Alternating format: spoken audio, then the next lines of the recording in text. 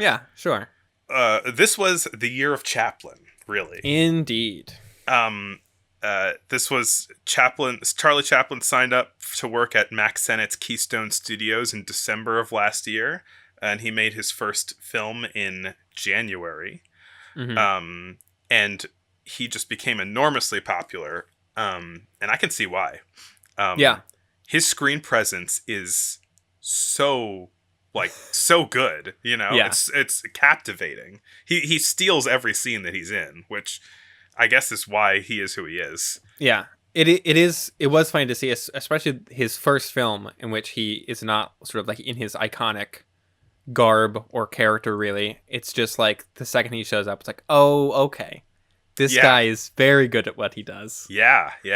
Um, yeah, it's wild, kind of how we've been watching a lot of silent comedy shorts for the last year, actual Yes. year of time. Oh boy. And yeah, like the second Charlie Chaplin shows up, it's like, oh damn, okay, this guy is really, really pushing it. Yeah, for sure. And actually, we watched a spread of different shorts across this year of him working at Keystone, and I could see him getting, he starts off really good at what he's doing, and by the end of the year, his he's amazing. Hmm. He really just the way that he moves is really interesting to watch. So I was thinking about this in how, due to the limitations of film at that time, right, there was a lot of characterization that could not be done for the people on the screen. They didn't do a lot of close-ups, so you couldn't do a huge amount of subtle emoting, and you couldn't hear them speak, or they couldn't speak too much, so you couldn't get to their inner who they are based on that. And I think what Charlie Chaplin realized is that to read a character in a visual way, everything about what kind of character they are can be shown visually. And I think that is what makes him is part of what makes him so magnetic, is that everything that he is, you're seeing in the way that he moves. Yeah, um, he's definitely, I think, someone that definitely over the course of this first year of his movies kind of understood like the difference between film acting and stage acting. It seems just because there he's is doing a lot of subtle things with his facial expressions and such that probably wouldn't read in like a vaudeville act, Yeah. um, but works great on screen. Yeah. Um well, so his first one was called Making a Living, which the first short that he appeared in. Yeah, like we were saying, just like he, the second he kind of appears on screen, he kind of sticks out from other kind of comedic actors from this time. I think especially a lot of like male actors tend to have kind of more I don't know, traditionally handsome, like wide shoulders and like square jaw and such. Mhm. And Charlie Chaplin has like very narrow shoulders and like kind of a big head for his body. He's just like he's like proportioned perfectly for comedy, and he knows how to use that for the best effect. Like he knows how to like hold his body in a way that is inherently funny. He like walks around like a marionette.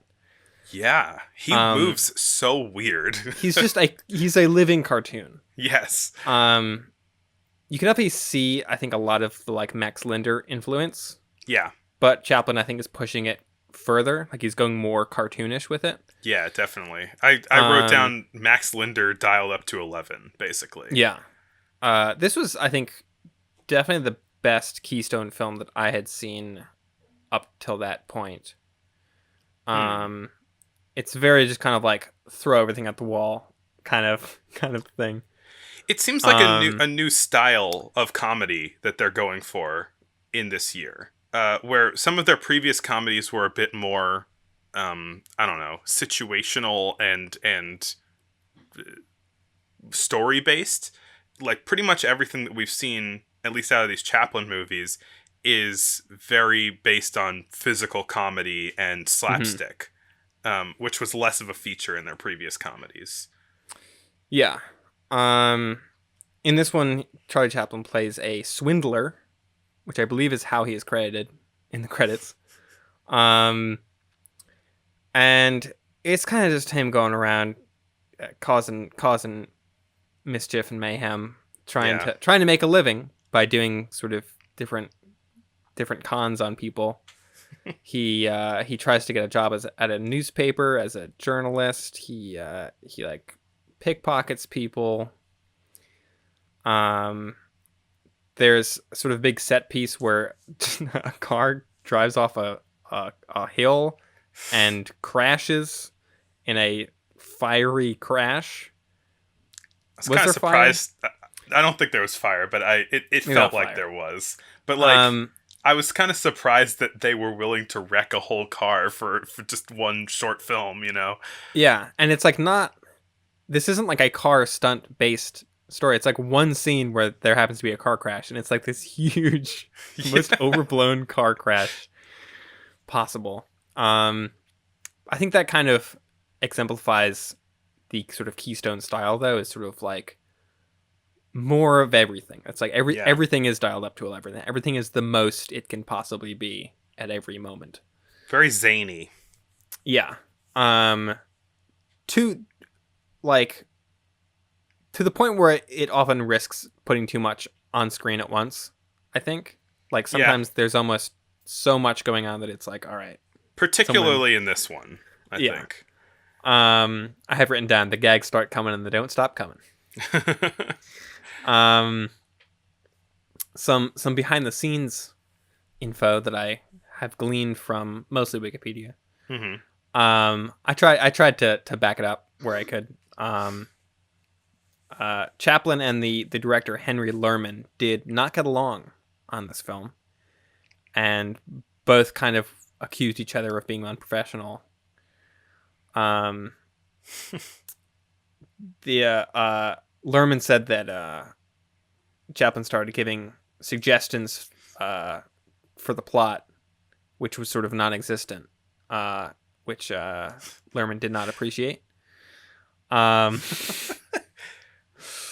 But they went on to make more movies together. So, although I feel like there's almost, we can get into those in a minute. A contemporary review from a magazine at the time, The Moving Picture World, said it is so full of action that it is indescribable.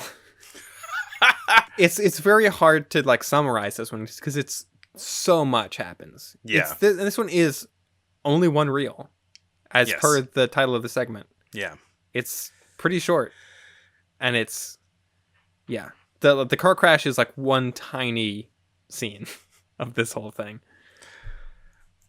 Well, I guess so. This is pre the Tramp, which is his signature character. And I guess what we can talk about next is Mabel's Strange Predicament, which is the first movie that they filmed with his Tramp character, though it wasn't the first to come out. I think it was the second to come out. Yeah, just a couple days later. This one's directed by Mabel Normand. Not her first directing credit. She also started directing stuff this year, but I couldn't find anything. Did she start this year? Yeah, there was okay. Either this year or 1913. But I looked to try to see if I could find her debut short, and I couldn't find it anywhere. So it might not exist anymore. I don't know. It's cool that she's directing a lot of her own stuff, as far as what I saw in, her repertoire of what she has directed. Yeah. And we'll go on to do, like, I know just from general, like, old film history that Mabel Normand was sort of like very much a sort of like self-starting actor. Like she did a lot of like her like producing and directing stuff, which I don't know how unusual that was for the time for like an actor to be like, I'm directing this one.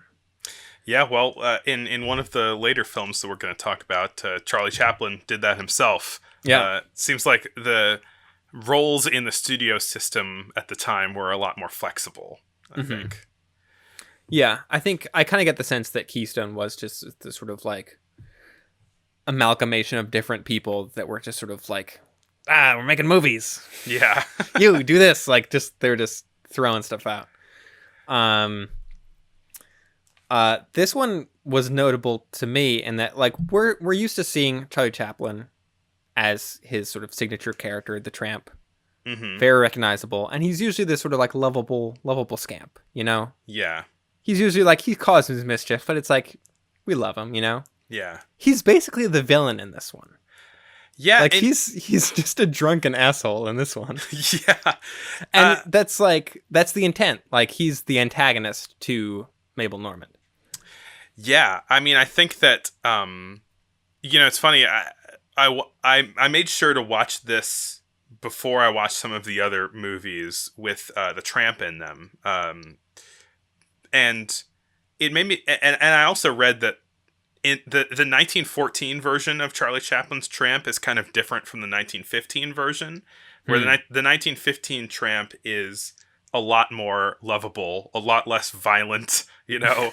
Not grabbing dogs' tails. Yeah, I get the sense that a lot of this character coming out of this specific short, that this character is informed by the surly drunken person, rather than being like, he's the Tramp, he's a lovable guy. It's like, he is a disheveled drunk guy who is funny, but he is falling over all the time and making weird faces because he's drunk, you know? Yeah. Well, I mean, the villain of Suspense from last year is credited as the Tramp. Right. So, like, the Tramp is kind of an archetype in these early American films as, like, this kind of scary, drunken guy who just shows up and, like, scares people. Which is what Charlie Chaplin does in this. He just does it in a much more slapsticky, amusing sort of way. Yeah, and speaking to the beginning of the Tramp, there's this quote from Charlie Chaplin that floats around a lot of how he came up with the kind of distinctive way that he dresses, because he was called to play this drunkard asshole character in the episode, in the short. He says, I was hurriedly told to put on a funny makeup. This time I went to the wardrobe and I got a pair of baggy pants, a tight coat, a small derby hat, and a large pair of shoes. I wanted the clothes to be a mass of contradictions, knowing pictorially the figure would be vividly outlined on the screen. To add a comic touch, I wore a small mustache, which would not hide my expression. And then apparently a lot of the people, like Max Sennett, dug the look and thought that it was this kind of mishmash of drifter hobo attire was appropriate. It's funny, it makes so much sense when he breaks it down like that, but because it's now like this iconic thing, it's like, I just like baggy pants, that's funny. Right. Yeah, I mean, this was a costume, and it was a character that was originally just meant to be this kind of disheveled drifter, and who eventually just became so popular due to Chaplin's like magnetic acting, that he just kind of developed it, I guess, a bit more and softened some of the edges, maybe. Yeah. His I guess the first screen appearance of the Tramp, which is the first one released, was Kid Auto Races at Venice, also directed by Henry Lerman, which is kind of a mockumentary. Do you think that this was not like a fully staged event? Like this was this was him goofing around at an actual car race? I mean, yes and no. Like, I kind of think this was a thing that existed already. Yeah. That they did. It is very staged because he's like dodging out of the way of different rolly cars. Yeah. So I don't think they just showed up to an actual race and were just like, go get in the way of the cars. I mean, there's a ton of people in the background that were all just kind of watching the events happen. Yeah, I do think, considering how many of the the crowd people look directly at the camera. I think a lot of them are just people there. So I think it's sort of somewhere in between. I'm Yeah. not really sure how they actually went about shooting it, but it's sort of presented as a film about these kid auto races of like cars being pushed down a big ramp and Yeah. then racing. Like roller derbies, basically. But Um, then Charlie Chaplin in his Tramp getup keeps just mugging for the camera. yeah, literally. I mean, this was the one that made me realize that how informed the character of the tramp is by a drunk person, by the idea of Hmm. a drunk person, because he's just kind of stumbling back and forth. And there's somebody who's trying to shoot a movie of this event, and he It keeps is walking the in front actual of the director. camera. It's Oh, is it? it's Henry Lerman, yeah. And so this film, I was like, is this Henry Lerman kind of like trying to get back at Chaplin, or like trying to show what? Is this like a reflection of their actual working relationship of like Lerman's trying Yeah, to shoot something, and Charlie Chaplin is just like, no, I want to be in the front of the camera, and he's like, right. get out of here. Yeah, because he keeps absent-mindedly or non-absent-mindedly walking in front of the camera, and the director just like pushes him onto the ground. It's like, get out of here, get out of here, and he keeps like wandering either in front of the camera or in front of the cars. And this is like a half reel feature. It's like 6 or 7 minutes Yeah, long, and the entire thing is basically bouncing back and forth between him being in front of the camera and getting pushed down, and him being in front of the cars and almost getting hit, and then yeah. just repeat. Charlie Chaplin falls down like no one else. Yeah, already. He does a great pratfall. Just throws his legs up. Hmm. It's always funny. Is the thing. It's It super happens. cartoonish. Yeah, It happens like 20 times in just this like 5 minute short. yeah, This short is basically nothing but him falling down. And yeah, it's flawless. Um, and then yeah, only 4 months after his debut film, he was already directing his own shorts, yeah, starting with "Caught in the Rain." yep. This is one that I guess Chaplin was begging Max Sennett to allow him to direct one of his own movies for a while, and Sennett didn't really believe in him. He's like 24 years old and new at the studio, like less than 6 months, and so Chaplin basically told him like, I'll pay you $1,500 if this film doesn't work, which is 38,000 or about $40,000 in today's dollars. Um, he's like, I'll pay you 1,500. Actually, he's British. He's like, I'll pay you $1,500 if my film is unsuccessful. um, and yeah, this one feels like a more evolved version of the Tramp. I guess like a little more than just drunk. Hmm. He's got like a bit more of a character to him. Um, sort of like what we'll see in. He's not playing the Tramp, but his physical stylings have evolved a bit toward what we'll see toward the end of the year with Tilly's Punctured Romance. Hmm. Um, yeah, I mean, it's funny because first of all, I ended up watching this unintentionally on Charlie Chaplin's birthday, so that's fun. Um, and one thing I noticed about this one is like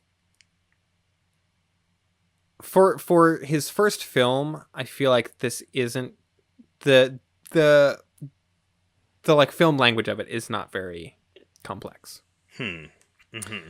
Not as like I'm not saying that like as a put down, but it's That's just like interesting. oh, okay, like Yeah. there's not a lot of comedy being done with the With the the editing camera. or the camera or anything. It's Yeah. mostly just like shots of Charlie Chaplin doing funny shit. Um, but that's the thing. 10 years ago, 1904, this film would have been like a breakthrough in like how it was shot and cut together. Yeah.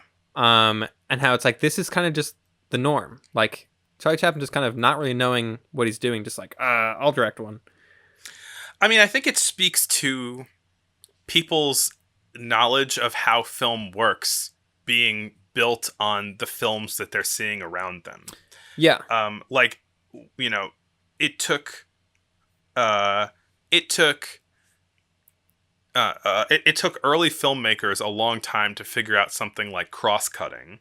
Hmm. But I think that a kid who has never made a movie before, but has watched movies or has watched modern Yeah. films, would cross-cut without thinking about it. Would Yeah. make a more technically competent film than Hmm. what a lot of people did in the early days.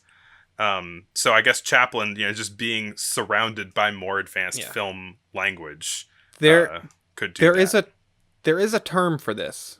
I think it's like cumulative intelligence or Interesting. something like that, where it's like every generation gets smarter just on the basis of having the previous generation that did all the hard work to learn something, and then there's like, oh, okay, we know that now. Right.